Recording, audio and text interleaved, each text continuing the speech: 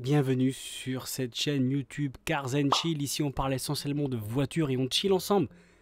Voilà, un ami m'a prêté la GoPro Hero 7 Black avec laquelle je vais tourner la vidéo, les séquences que vous allez voir. Le but était tout simplement d'avoir des vidéos, de faire des vidéos, d'avoir les images pour les publier sur YouTube de la même résolution, du moins d'exporter ces vidéos de la même qualité que ce que la caméra me propose. Donc j'ai filmé en 4K 24 images par seconde. Bon, le 24 images par seconde parce que c'est recommandé par tout simplement par tous les professionnels de l'audiovisuel. Donc je me suis mis en 24. Actuellement je filme avec mon Samsung S22 Plus pour vous présenter la caméra. Donc elle est très usagée, elle est très usée, même elle est très loin d'être dans de bon état puisqu'elle a déjà fonctionné à maintes et maintes reprises. Elle commence à dater. Petite image de la caméra, on va passer directement dans la vue POV, point of view, voilà, de ma petite voiture. Alors, je tenais juste à préciser que là les images sont brutes. Voilà, là c'est les images brutes en haute qualité, enfin haute qualité, du moins dans la définition la plus haute que la GoPro Hero 7 Black puisse nous permettre de nous avoir. Je l'ai prise, j'ai tourné quelques clips, quelques vidéos, rien de plus, rien de moins. Voilà, c'est assez simple. Actuellement j'avais qu'une batterie et je ne saurais plus vous dire la capacité de la micro SD, mais c'est une micro SD spéciale pour les petites caméras, vous savez, pour une qui permet d'enregistrer comment dire, rapidement quand on filme en haute qualité, du moins quand on arrive en 4K, il vous faut voilà une carte SD assez puissante. Enfin, de ce que me disait le vendeur en tout cas. Petits essais, donc vous avez vu, hein, là j'essaie de la tester vraiment dans les endroits très sombres. Très sombre. Bizarrement ma voiture elle est blanche et ici elle fait plutôt verdâtre sur les images. Est-ce que c'est un mauvais paramètre? Est-ce que c'est le temps, hein? Il faisait gris, il pleuvait, est-ce que c'est le temps qui joue sur la couleur? C'est possible, je ne suis pas un professionnel en tout cas de la colorimétrie. Là actuellement je suis en train de monter, là je monte la vidéo avec DaVinci Resolve. Je sais qu'on peut faire de la colorimétrie, mais pour l'instant je touche à rien. Ces images sont celles de la GoPro. J'ai dû couper le son de la voiture. Pourquoi? Puisque j'ai laissé la radio. Et donc pour pas me faire strike, si ça existe encore ce terme sur YouTube, je vais tout simplement éviter de provoquer cette chose. Du coup j'ai coupé le son. Le son viendra un peu plus tard. On va essayer de mettre le son. Si jamais YouTube détecte la musique au fond, je supprimerai la vidéo et je la uploaderai plus tard en coupant le son. Donc là c'est simplement des images pour moi. Voilà, pour que je puisse avoir tout simplement un feedback par la suite. Si jamais je prends la 8, la 9, alors je sais même pas à laquelle on est rendu, peut-être bien la 12 ou la 10, j'arrive même plus à suivre GoPro là. Mais en tout cas, voilà, ça me permet d'avoir des images et de voir un peu ce que ça donne. Alors, pourquoi j'ai voulu avoir une GoPro? Alors c'est un ami qui l'avait et qui me l'a prêté. J'ai voulu acheter une GoPro tout simplement parce que dans mon imaginaire encore actuel d'ancien, parce que je commence à être un vieux, GoPro pour moi est encore numéro 1. Et puis voilà, quand on me parlait d'une petite caméra compacte, je pense direct à GoPro. Et donc j'ai pensé à GoPro alors qu'au final, finalement je me suis rendu compte que sur les réseaux, ou du moins sur internet, il y avait aujourd'hui énormément de concurrents à GoPro, comme par exemple je crois Insta360, DJI aussi, DJI avec la Pocket je crois, ou les Pocket, ou Osmo Pocket, un truc comme ça. Donc voilà, GoPro ont énormément de concurrents aujourd'hui et je viens de me rendre compte. Est-ce que je vais acheter du coup une GoPro ou éventuellement un concurrent? Je sais pas. Alors pourquoi j'ai voulu avoir une GoPro, c'est pour filmer justement dans ma voiture tout simplement en POV, en point of view, voilà, pour chiller, cruiser un petit peu dans ma voiture ou dans mes voitures et voilà, discuter ensemble de sujets notamment sur l'automobile. Ce qui m'intéresserait de faire, un peu comme je faisais, il fut un temps avec ma moto, vous savez, où on faisait des motovlogs.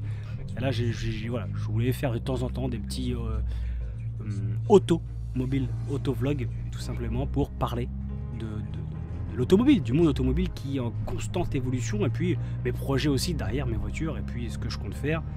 Voilà, parce que ici, voilà, dans Cars and Chill, on parle de voitures tout en étant chill. Voilà, chillax. Donc, voilà pourquoi je voulais avoir une petite caméra pour filmer dans la voiture. Alors, la stabilisation de la caméra, je sais plus comment elle s'appelle, je crois que c'est Hyper Smooth.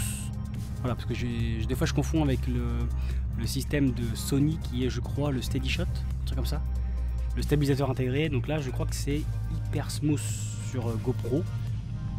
Ouais, il me semble que c'est bien ça. Donc là il était activé, il était au maximum. Bon, faut savoir que je tenais la caméra à main levée, hein, donc forcément c'est pas évident. En plus je commence pas mal à trembler avec mes petites mains.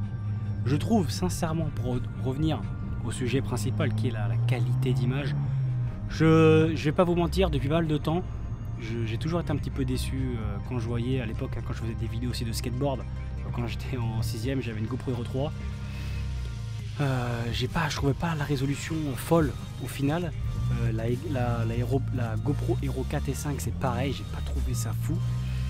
Est-ce que je suis déçu ou convaincu de la GoPro Hero 7? Sincèrement je pense que, étant donné qu'il s'agit d'un tout petit capteur, alors je suis pas professionnel hein, mais étant donné qu'il s'agit d'un tout petit capteur, j'imagine qu'il faut énormément de lumière, de sources de lumière pour profiter pleinement de la qualité de la GoPro.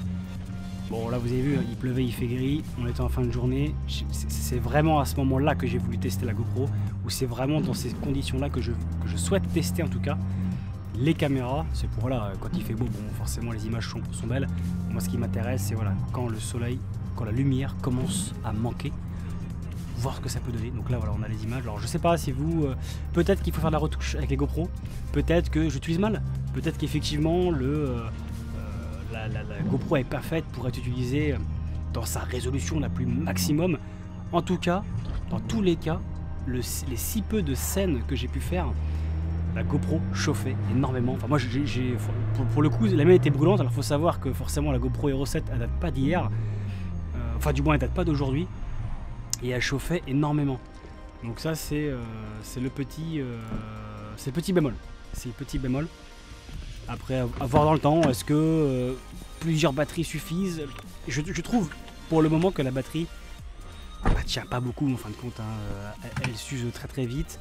Le si peu que je faisais, le fait de l'allumer, de l'éteindre, allumer et de l'éteindre, la batterie se consommait très très très vite. Et je sais par expérience, puisque j'avais quand même, il fut un temps la GoPro Hero 3 et même la Hero 2 à l'époque, et la Hero d'ailleurs tout court, les accessoires sont très très chers. Alors j'ai pas été regardé encore aujourd'hui, mais bon, c'est vrai qu'à l'époque je pensais pas à Amazon, mais les accessoires ont toujours eu une réputation d'accessoires très très très coûteux, un peu la caméra Apple, tu vois, un peu la caméra pour les richoux.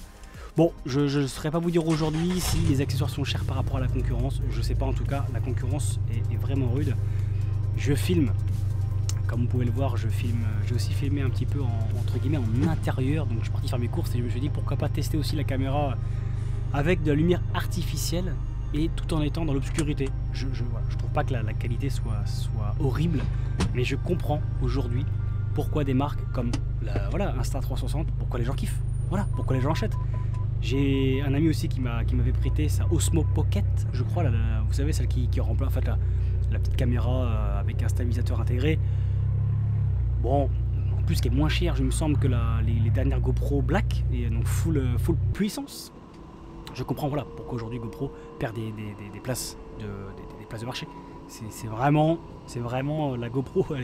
Je pense que voilà, elle vend encore. On achète des GoPro parce que ça s'appelle GoPro et c'est la marque GoPro, l'entreprise GoPro qui les fait. Mais sinon, bon, voilà, en tout cas, ça reste un petit test, voilà, un petit test pour voir ce que ça donne de nuit.